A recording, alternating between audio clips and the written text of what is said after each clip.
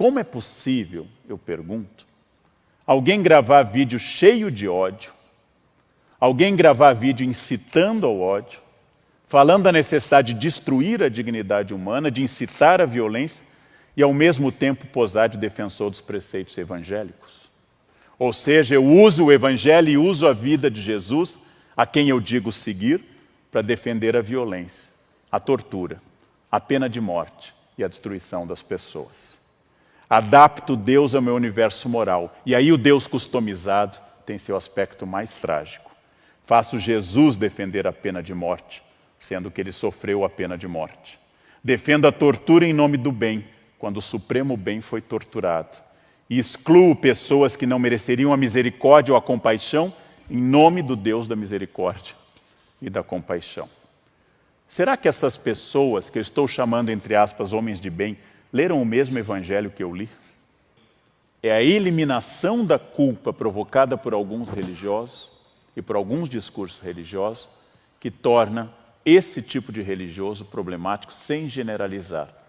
Porque perseguir, matar e fazer discurso de ódio em nome de Deus é a suprema elaboração do mal. Porque eu torno o ódio uma virtude, a exclusão um mérito, e torno o combate ao outro um dever ditado por Deus. Um Deus, naturalmente, que não tem nada a ver com isso. Odiar o pecado e amar o pecador. Fórmula medieval complexa e muito interessante.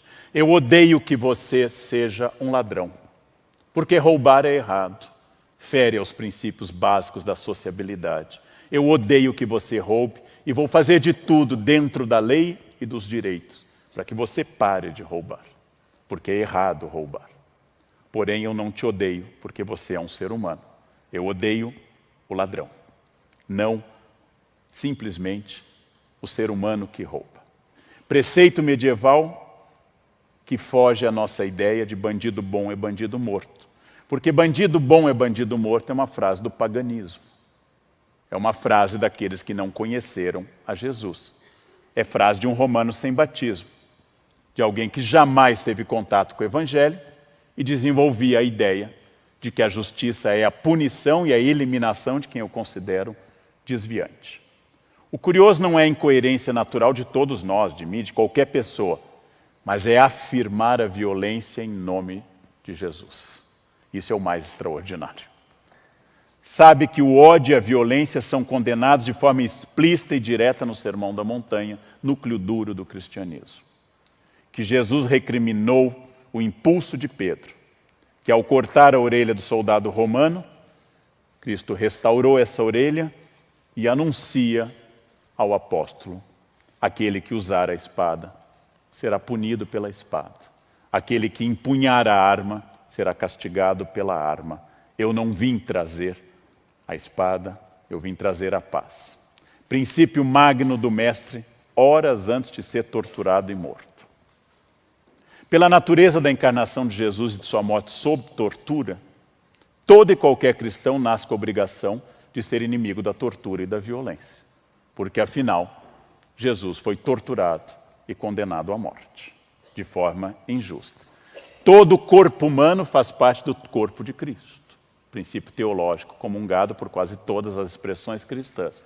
Logo, qualquer tortura em um ser humano, independente da ação que ele tenha cometido, independente da sua orientação ideológica, é uma tortura no corpo de Cristo, que revive a cena daquele homem atado a uma coluna sendo chicoteado, coroado de espinhos e levando tabefes e cusparadas dos soldados.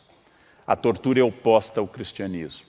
Mas, óbvio, foi cara a muitos momentos das instituições que se dizem cristãs e a muitos que hoje se consideram cristãos.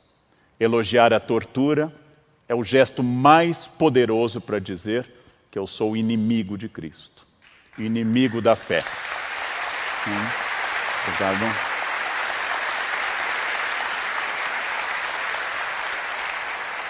Não que a Bíblia, especialmente o Novo Testamento, proíba qualquer tipo de punição, mas proíbe a destruição do humano.